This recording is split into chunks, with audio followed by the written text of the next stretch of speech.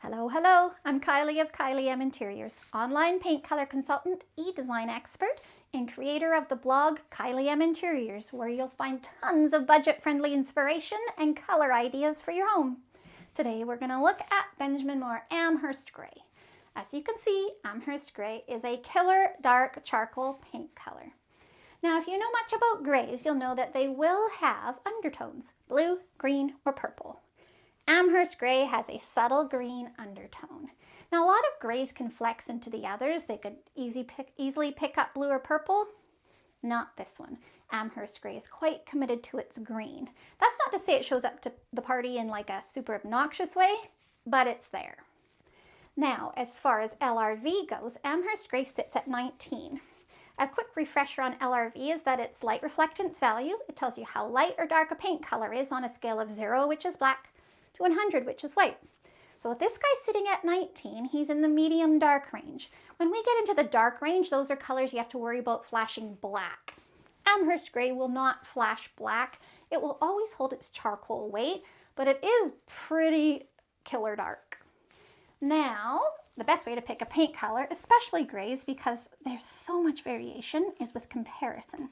So I want to show you Chelsea Gray, another color you might have come across in your search for grays. Chelsea Gray, so it's a bit lighter. This is a medium depth charcoal. I'd say it's on the lower end of medium for sure. And it is a slightly warm gray, though you'd hardly know it, with a vague green undertone. I find it's a bit less likely to grab the green compared to Amherst Gray. Let's look at Sherwin-Williams Grizzle Gray, which I love, but I love green undertones. That's totally my jam right now.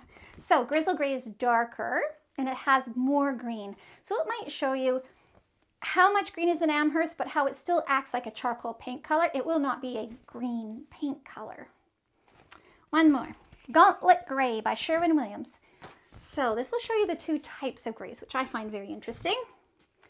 There you go. That's a nice, soft, warm gray with a vague purple undertone. And that might help you see the real charcoal weight of Amherst Gray. Now, I want to show you a few white paint colors that I would partner with Amherst Gray. Simply White. This is a slightly fresher white with a wink of yellow in it. They play well together. You can also do the softer, warmer whites like White Dove, Benjamin Moore Cloud White. They do all right with Amherst. But generally speaking, if I can have a choice, I'm probably going to go to Chantilly Lace, which is just a cleaner approach and really lets Amherst Gray do what it wants to do. Now, if you're thinking of Amherst Gray for your exterior, it is important to know that it will look, or could very likely look, warmer than you'd expect.